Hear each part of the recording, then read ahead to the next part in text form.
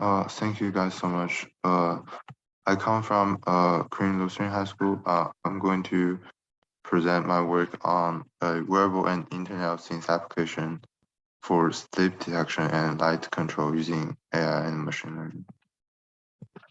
Main ideas, this coding application aims to improve users' sleeping quality.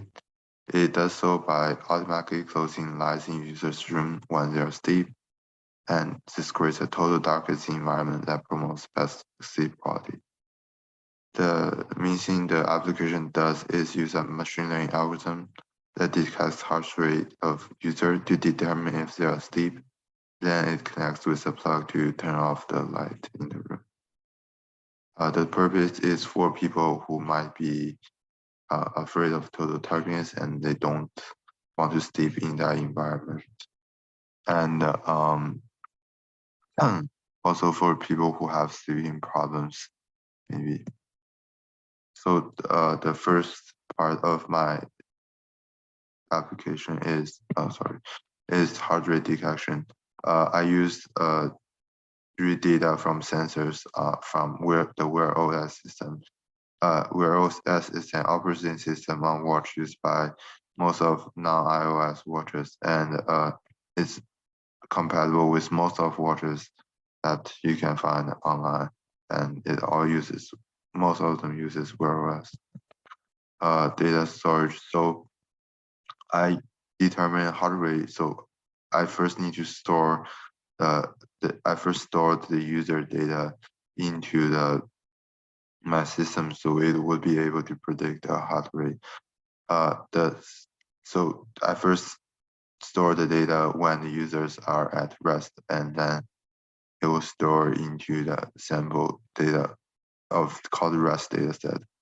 Then the next morning the user will specify when they sure they will sleep at night, and then I will record, and then at that night I will record heart rate every 1 second with timestamps, and then I can just read data with that timestamp. So this is like the timestamps determine the hour. So for this example, this is 1 a.m. in the morning, and then I put those data into the sleep data set. And then I use AI to compare the two data sets. I used Python to train the AI model to predict data, and then the program organized the data in groups of tens, and it uses a random forest classifier to train the data. When the program wants to detect if the user is asleep, it detects heart rate every 1 second and then record it into a list. For every 10 seconds, the list, a group will form that consists of 10 items.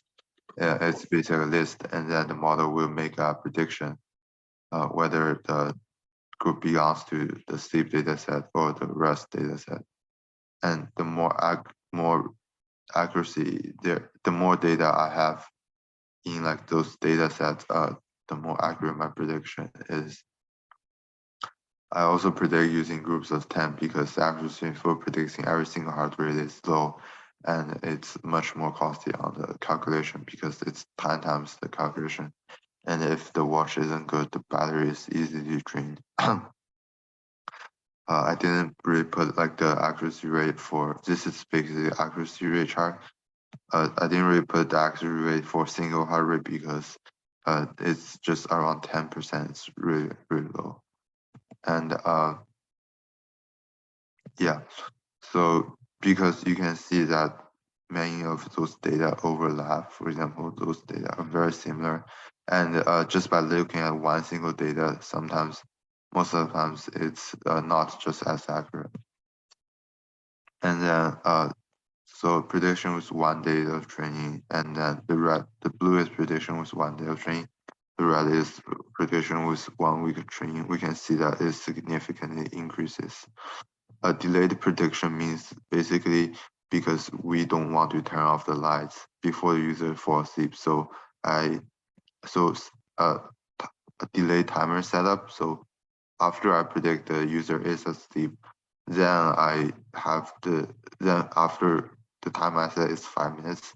After 5 minutes, I then send the signal of the user asleep through the light. And with 1 week of training, the accuracy rate is pretty high. It's around 80%.